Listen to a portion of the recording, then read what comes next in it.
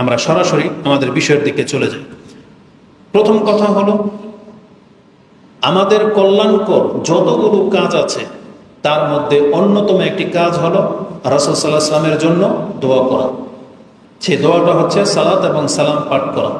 এটা হচ্ছে অনেক বড় কল্যাণকর কাজ এবং এটা আমাদের উপরে দায়িত্বও বটে, বরং এটা রাসূলুল্লাহ সাল্লাল্লাহু আলাইহি ওয়াসাল্লামের একটা হক আমাদের উপর। প্রত্যেকটা জিনিসের কিছু হক থাকে, যেমন আল্লাহর হক রয়েছে আমাদের উপরে, আমাদের হক রয়েছে আল্লাহর কাছে, তেমনি আমাদের রাসূল সাল্লাল্লাহু আলাইহি ওয়াসাল্লাম তার রাসূল হওয়ার ক্ষেত্রে আমাদের উপরে অনেক বেশি হক আছে। একটা হক হলো তার প্রতি ঈমান আনা, একটা হক হলো তাকে সবচেয়ে বেশি ভালোবাসতে হবে, একটা হক হলো তার সুন্নাহগুলো অন্তর থেকে গ্রহণ করতে হবে, আমল করার চেষ্টা করতে হবে। একটা হক হলো মানুষের কাছে তার নামের দাওয়াত দিতে হবে, যে মুহাম্মদ নামের একজন রাসূল, তিনি সর্বশেষ নবী, তার প্রতি ঈমান আনো, তাহলে নাজাত আছে। এটা হচ্ছে রাসূলের হক। রাসূলুল্লাহ সাল্লাল্লাহু আলাইহি ওয়াসাল্লামের একটা হক হলো আমাদের উপরে, আমরা তার জন্য বেশি বেশি দোয়া করব, তাকে সালাত এবং সালাম তাকে জানাবো। এটা আমাদের উপরে রাসূল সাল্লামের হক। সেই হকটা কিভাবে আমরা আদায় করব, সেটা হচ্ছে আজকের আলোচনার মূল বিষয়। এই মর্মে গুরুত্বের ক্ষেত্রে আমি আপনাকে কোরআন থেকে একটা আয়াত পাঠ করেছি, সূরা আহজাব 33 নম্বর সূরার 56 নম্বর আয়াতে আল্লাহ সুবহানাহু ওয়া তাআলা আমাদেরকে এইভাবে আদেশ করেছেন যে ইয়া আইয়ুহাল্লাযীনা আমানু সাল্লু আলাইহি ওয়া সাল্লিমু তাসলিমা, হে ঈমানদাররা তোমরা রাসূলের উপরে সালাত পাঠ করো এবং তাকে অন্তর থেকে সালাম জানাও। এটা আমাদেরকে আদেশ করা হয়েছে। এখানে আল্লাহ সুবহানাহু ওয়া তাআলা এই আদেশটা করার পূর্বে তিনি তার নিজের সম্পর্কে বলেছেন যে রাসূলুল্লাহ সাল্লাল্লাহু আলাইহি ওয়াসাল্লামের মর্যাদা কি আমার কাছে জেনে নাও, যে আমি আল্লাহ নিজে রাসূলের উপরে সালাত পেশ করে থাকি এবং ফেরেশতারাও রাসূলের উপরে সালাত পেশ করে থাকে। তাহলে আল্লাহ এবং ফেরেশতা এখন দুইটা পার্সন, এক হচ্ছেন স্রষ্টা আর সৃষ্টিদের মধ্য থেকে ফেরেশতা। তারা যদিও ধরে নিলাম আমাদের মতোই সৃষ্টি, কিন্তু স্রষ্টা কিভাবে রাসূলের উপরে সালাত পাঠ করে, এটার অর্থ কি হবে এটা আমাদেরকে জানতে হবে। যদিও এটা অন্য কোনো বিষয় অন্য কোনো দিন বলার প্রয়োজন ছিল, কিন্তু এটা গুরুত্বপূর্ণ বিষয় বিদায় এটা আজকে এখানে একটু খোলাসা করে দিই। সালাত মূলত দোয়া, যেমন আমরা বাংলায় বলি দোয়া, দোয়া আরবি শব্দ, ওটার অর্থ আপনি বুঝে যান যে দোয়া করেন, মানে আপনি তখন বুঝতে পারেন আপনাকে কি আদেশ করা হয়েছে। যখনই একটা ব্যক্তি বসে মোনাজাত করতেছে বা দোয়া করতেছে, আপনি অপর ব্যক্তিকে বলতেছেন যে উনি দোয়া করতেছেন। একে অপরের কাছে আমরা যখন চাই, কি চাই, যে আমার জন্য দোয়া করেন, তার মানে দোয়া শব্দটা আমরা বুঝি। এই দোয়ার আরেকটা আরবি হলো সালাত। সালাত মানে হলো দোয়া। যেমন কোরআনের অনেক জায়গায় এটা ব্যবহার করা হয়েছে। এটা আমরা অন্য কোনো বক্তব্যের মধ্যে বলতে হবে, কারণ আমাদের লম্বা হয়ে যাবে আজকের বিষয়টা। তো সালাত মানে হচ্ছে দোয়া। যখনই আপনি রাসূলের জন্য সালাত বলবেন আল্লাহর কাছে, তাতে আপনি কয়েকটা জিনিস যেন আল্লাহর কাছে চাচ্ছেন। কি? একটা হলো আল্লাহ তাকে ক্ষমা করা হোক, আল্লাহ তার উপর রহম করুক, আল্লাহ তাকে বরকত দেখ, আল্লাহ তাকে মর্যাদাবান করুক।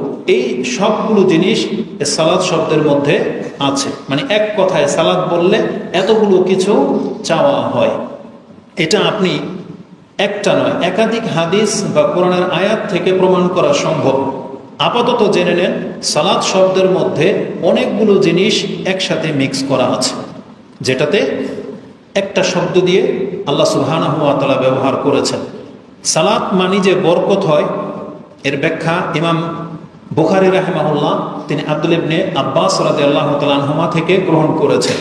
এই আয়াতের তাফসিরে বুখারীতে আপনি 65 নম্বর অধ্যায় কিতাবুত তাফসিরে যাবেন, তাতে 33 নম্বর সূরার এই আয়াতের তাফসিরে গেলে দেখতে পাবেন ইমাম বুখারী বলেন কালা ইবনু আব্বাস রাদিয়াল্লাহু তাআলা আনহুমা বলেন, ইউসাল্লুন, তারা রাসূল সাল্লাল্লাহু আলাইহি উপরে যে সালাত পাঠ করে, এর মানে কি? ইউবাররিকুন, তারা তার বরকতের জন্য দোয়া করে। ইউসাল্লুনা মানে ইউবাররিকুন, বরকতের জন্য দোয়া করে। তাহলে সালাত মানে হচ্ছে বরকত। যদিও হাদিস বলে, কোরআনের আয়াত বলে যে না, বরকত আরেকটা জিনিস, যেমন সেটা আপনারা ওই দুরুদের মধ্যে পাবেন, একটু পরেই আসবে সেই কথাটা। তা আপাতত নিয়ে নেন, সালাত মানে বরকত, সালাত মানে রহমত, সালাত মানে মাগফিরাহ, ক্ষমা, আর অনেক কিছু সালাতের মধ্যে আছে। আর আল্লাহর সালাত মানে কি? আল্লাহ যে রাসূলের উপরে সালাত পেশ করে, এটার অর্থ কি হবে? ইমাম বুখারী রাহিমাহুল্লাহ তিনি তার কিতাবে উল্লেখ করেন, কালা আবুল আলিয়া, প্রখ্যাত একজন তাবি বা তাবি, তিনি বলেন, সালাতুল্লাহ, আল্লাহর সালাত মানে হলো সানাউহু আলাইহি ইনদাল মালাইকা, মানে আল্লাহ নিজে মুহাম্মদ সাল্লাল্লাহু আলাইহি ওয়াসাল্লামের গুণ, মর্যাদা এবং তার বরত্বের কথা ফেরেশতাদের সামনে তুলে ধরেন। এটা আল্লাহ সব সময় রাসূল সাল্লাল্লাহু আলাইহি ওয়াসাল্লামের মর্যাদা, যে উনি শেষ নবী, উনি হচ্ছেন আমার প্রিয় বান্দা, উনি হচ্ছেন সবচেয়ে ভালো, ওনার চরিত্র সবচেয়ে উত্তম, তার অনেক উম্মত হবে, মানে রাসূল সাল্লামকে নিয়ে আল্লাহ ফেরেশতাদের কাছে রাসূলের মর্যাদা তুলে ধরেন। এটা হচ্ছে আল্লাহর পক্ষ থেকে রাসূলের উপরে সালাত পাঠ বা সালাত পেশ করা। মানে আল্লাহ তাকে তার মর্যাদার কথা শুধু ফেরেশতা কেন, আল্লাহ আমাদের কাছে পর্যন্ত রাসূলুল্লাহ সাল্লাল্লাহু আলাইহি ওয়াসাল্লামের মর্যাদার কথা তুলে ধরেছেন কোরআনের বেশ কিছু আয়াতে। তো এটা হলো আল্লাহর পক্ষ থেকে রাসূলের উপরে সালাত। আর ফেরেশতাদের সালাত কি?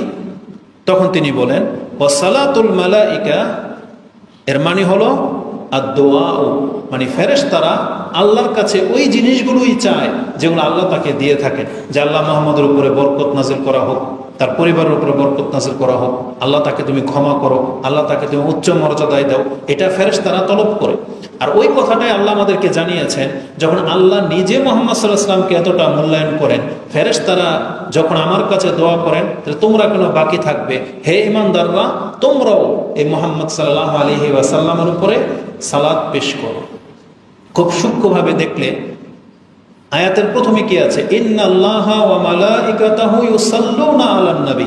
আল্লাহ এবং ফেরেশতাদের ক্ষেত্রে শুধু সালাত শব্দটা আছে, কিন্তু আমাদের ক্ষেত্রে আল্লাহ সুবহানাহু ওয়া তাআলা বলছেন শুধু সালাত যথেষ্ট হবে না, আমার নবীকে তোমাদেরকে সালামও দিতে হবে।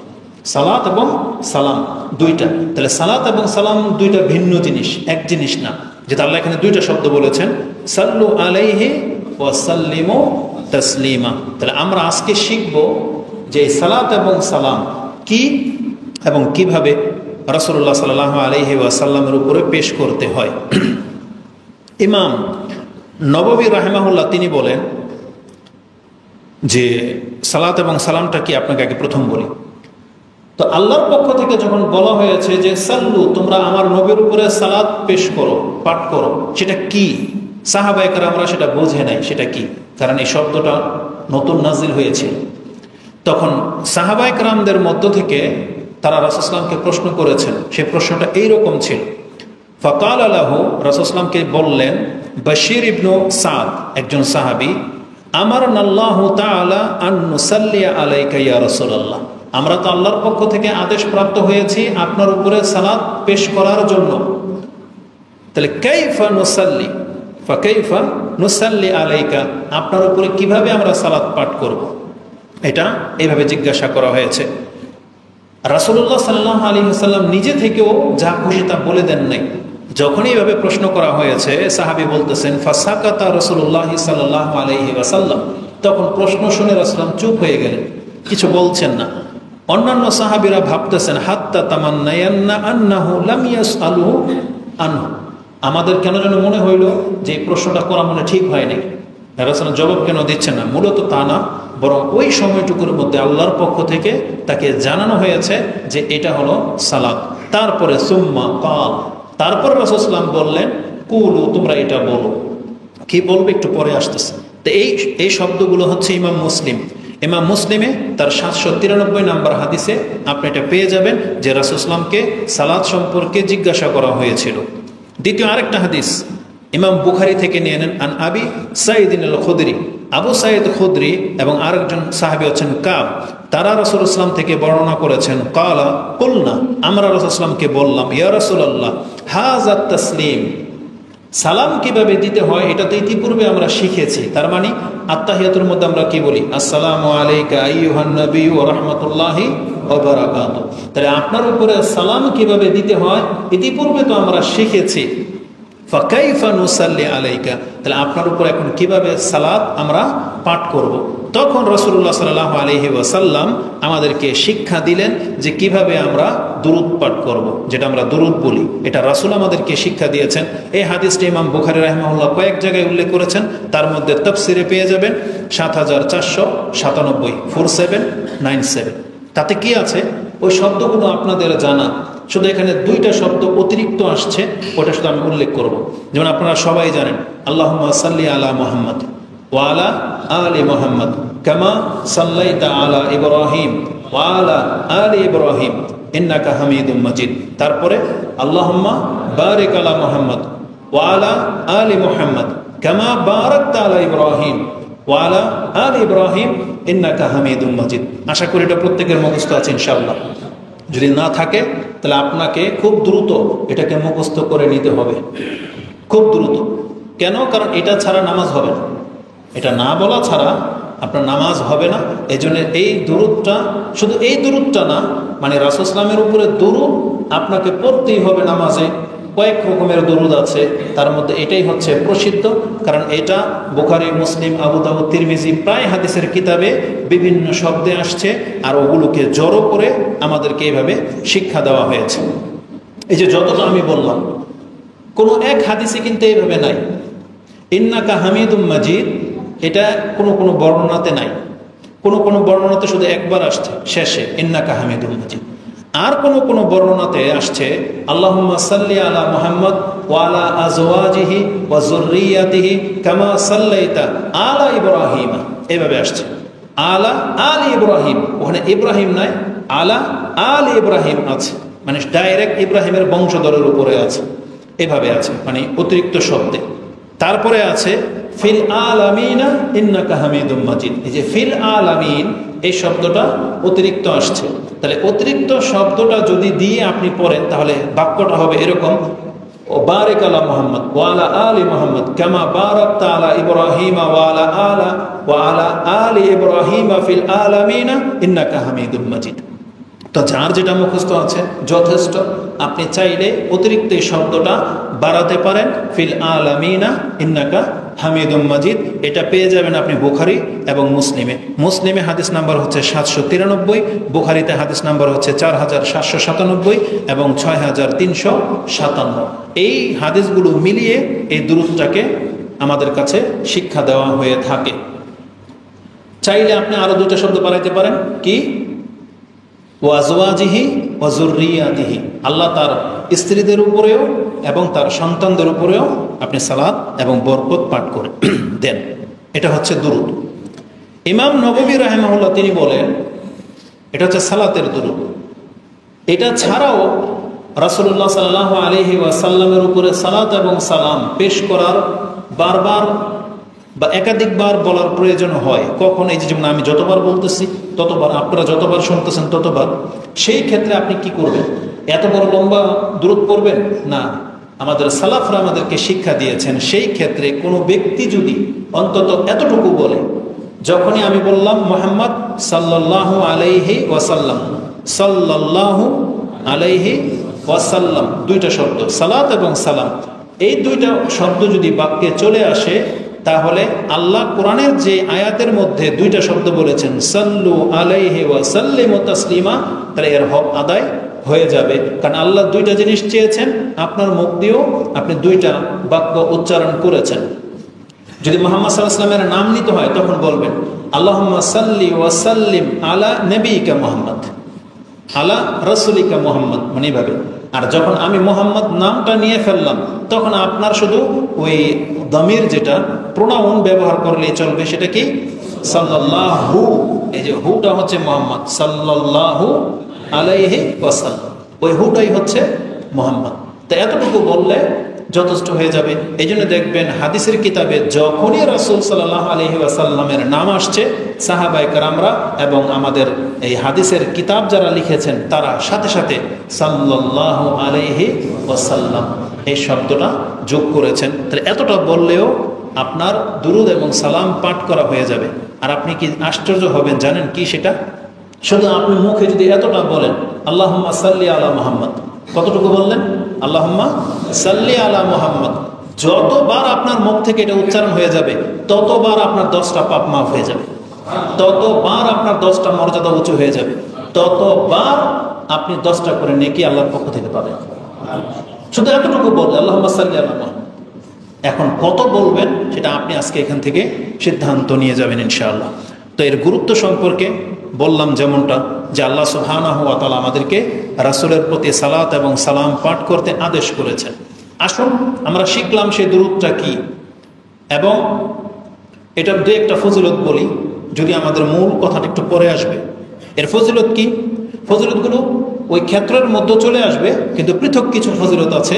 তার মধ্যে একটা হলো আব্দুল্লাহ ইবনে আবি তালহা, তিনি বলেন আন আবিহি, মানে আবি তালহা থেকে হাদিসটি বর্ণিত, আন্না রাসূলুল্লাহ সাল্লাল্লাহু আলাইহি ওয়াসাল্লাম যাতা ইয়াউমিন, একদিন রাসূল সাল্লাল্লাহু আলাইহি ওয়াসাল্লাম আমাদের কাছে আসলেন, ওয়া নারা ফি ওয়াজহিহি ওয়াল বুশরা ফি ওয়াজহিহি, তার চেহারাতে আমরা হাস্যোজ্জ্বল আনন্দের একটা ছাপ দেখতে পেলাম, এবং বললাম কুলনা ইয়া রাসূলুল্লাহ ইন্না লা নারা আল বুশরা ফি ওয়াজহিক, আপনার চেহারার মধ্যে একটা আনন্দের ছাপ দেখতে পাচ্ছি। তখন রাসূলুল্লাহ সাল্লাল্লাহু আলাইহি সাল্লাম বললেন, কেন এত আনন্দ? তিনি বললেন ফাকালা ইন্নাহু আতানিল মালাক, একটু আগে আমার কাছে একজন ফেরেশতা আসছে এবং বলছেন, ইয়া মুহাম্মদ ইন্না রাব্বাকা ইয়াকুল, আপনার রব আপনার কাছে এই সংবাদ দিয়ে পাঠিয়েছেন, আমা ইউরদিক, আপনি কি এতে সন্তুষ্ট হবেন না, খুশি হবেন না? সেটা কি? আন্নাহু লা ইউসাল্লি আলাইকা আহাদুন, লা ইউসাল্লি আলাইকা আহাদুন ইল্লা সাল্লাইতু আলাইহি আশরা। আল্লাহ বলতেছেন এটা আপনার উম্মতের জন্য, যদি আপনার উম্মতের কোনো ব্যক্তি একবার শুধু যদি বলে আল্লাহুম্মা সাল্লি আলা মুহাম্মদ, আমি আল্লাহ নিজে তার উপরে 10 বার সালাত নাযিল করব। তারপরে বলেছেন ওয়ালা ইউসাল্লিমু আলাইকা আহাদুন, আর আপনার উম্মতের কোনো ব্যক্তি যদি আপনাকে একবার সালাম বলে, যদি বলে আসসালামু আলাইকা ইয়া রাসূলুল্লাহ বা আসসালামু আলাইকা আইয়ুহান নবী, যদি আপনাকে একবার সালাম বলে, তাহলে আমি আল্লাহ ইল্লা সাল্লামতু আলাইহি আশরান, আমি আল্লাহ তাকে 10 বার সালাম নাযিল করব। এই হাদিসটি ইমাম নাসাই কোট করেছেন, যেটা আপনি কিতাবে সাহুর অধ্যায় পেয়ে যাবেন। হাদিস হচ্ছে 1283, আর বাংলা অ্যাপসের ইসলামিক ফাউন্ডেশনের যে নাম্বার, সেটা আপনি 1285-তে পেয়ে যাবেন। 1285, 86, 87 এই হাদিসগুলো সব রাসূল ইসলামের উপরে সালাত পড়া সংক্রান্ত প্রায় 10টা হাদিস পাবেন, প্রায় 90 পর্যন্ত, 1280 থেকে নিয়ে 1290 পর্যন্ত পড়েন, 95 পর্যন্ত, এগুলো সব হচ্ছে রাসূলের প্রতি সালাত এবং সালাম পাঠ করা সংক্রান্ত রয়েছে। তাহলে এই হাদিসে আমরা কি জানলাম? কোনো ব্যক্তি যদি একবার রাসূল সাল্লাল্লাহু আলাইহি ওয়াসাল্লামের উপরে দুরূদ পাঠ করে এবং সালাম দেয়, তাহলে আল্লাহর পক্ষ থেকে সে 10 বার করে সেই জিনিস প্রাপ্ত হবে, 10 বার।